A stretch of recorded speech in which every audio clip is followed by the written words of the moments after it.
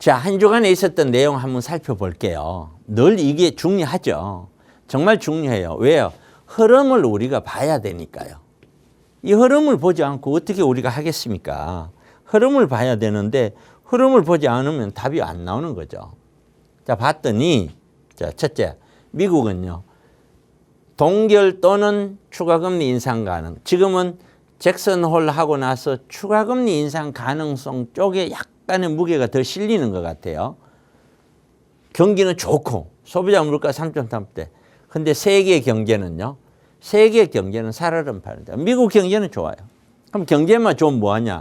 물가가 높은데 물가가 높다는 거는 경제가 좋아도 경제 성장보다 물가가 높다는 거는 가면 갈수록 더 개인적인 점점 가난해진다는 걸 뜻해요. 이거는. 그렇기 때문에 어떤 일이 있더라도 금리를 유지를 해서 일단은 물가를 잡아야만 이제는 잡히고 있다 하는 자신이 있어야 내려오는 거죠. 그때까지는 전 세계가 힘들어요. 그리고 그게 하루아침에 내려오는 거기 때문에 수년 동안 어려울 거다라고 생각하셔야 돼요. 중국 경제는 신뢰가 완전히 무너진 것 같아요.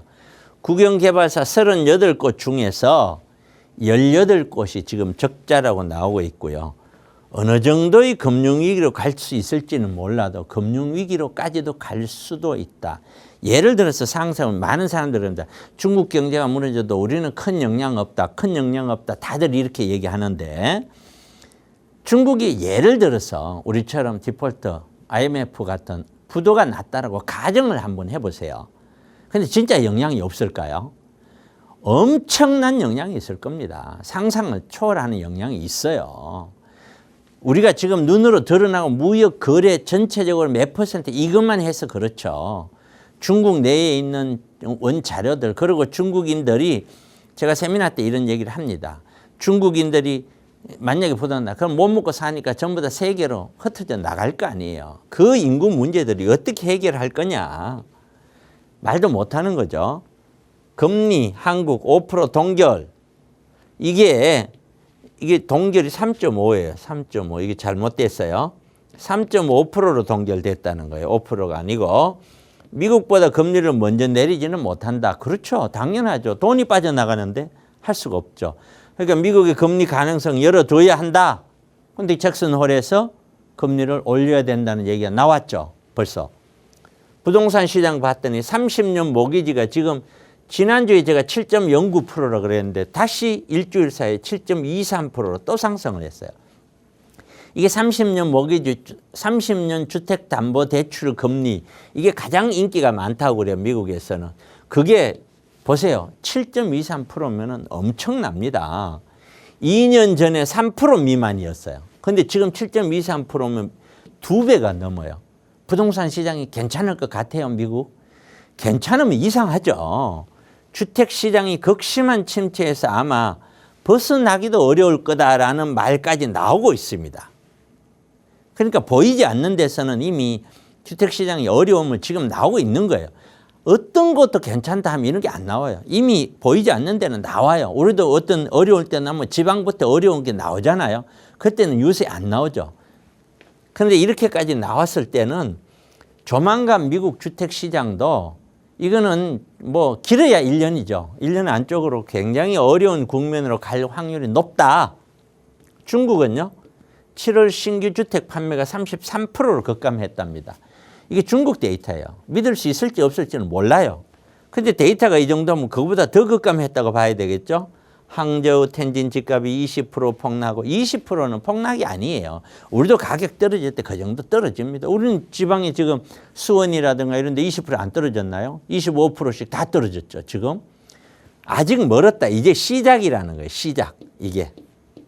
아직까지 멀었다. 자산 182조 중저그룹 유동성 위기를 겪고 있고 한국은 2026년까지 평균 4만 3천 가구가 입주 예정이다. 입주가 안 되니 어쩌니 저쩌니 얘기를 하지만 26년까지 서울도요. 꾸준하게 서울이에요. 서울. 꾸준하게 서울도 4만 세대씩 입주가 되면은 이거 위례신도시급이에요. 근데 뭐 일시적으로 25년도에 조금 2만 얼마가 줄어들긴 해요. 그렇지만 26년도에는요. 다시 6만 세대로 늘어나더라고요. 이렇게 늘어나고 있는데 뭘 그렇게 신분당선 연장의 무산되면서 용산 삼성지구 쪽에 난리가 났죠. 계속해서 이제 그 공무원들 특히 국회의원 출마하는 분은 신분당선 내가 개최하겠다고 떠들 거예요. 개최하고 싶다고 무조건 되는 건 아니지만 이렇게 난리치고 부동산 가격이 다 거기에 반영되는 상태에서도 이게 다 해제될 수 있어요. 어떤 형태로든 조금은 달랠 수 있는 뭔가 나오지는 않겠나 싶은데 굉장히 어렵겠죠. 그래서 향후 부동산 시장의 전망은 제가 보는 데는 세계 전체의 부동산 시장이 살얼음판을 걷고 있다. 정말로 자신 있는 것만 투자를 해라. 월세 나오는 걸 딱 확실한 걸 사든지 여러분이 보는 눈에 정말 이거는 절대 까먹을 수가 없어 하는 게 있으면 그거는 사라.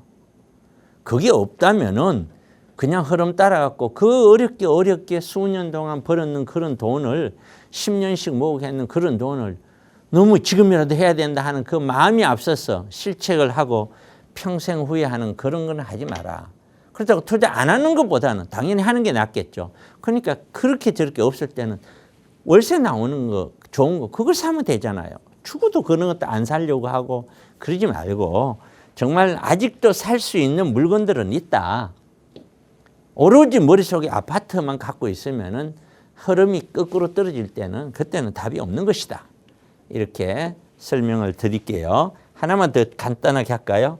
그래서 제가 일주일 동안 받는 물건 중에 하나가 있는데 매매가가 A라는 모아주택 지역이에요. 3억 하는데 전세가 1억 7천 하더라고요. 근데 1억 3천 투자야. 아 괜찮아요. 괜찮아 이 정도면은. 봤더니 소액 투자고 역세권 잔여 다 좋아. 근데 초기 단계에 지금 주민들이 동의가 지금 아리까리해. 이게 반대 목소리가 강해서 이게 어쩌면 될 것 같고 어쩌면 안 될 것 같고 그게 좀 망설여져요.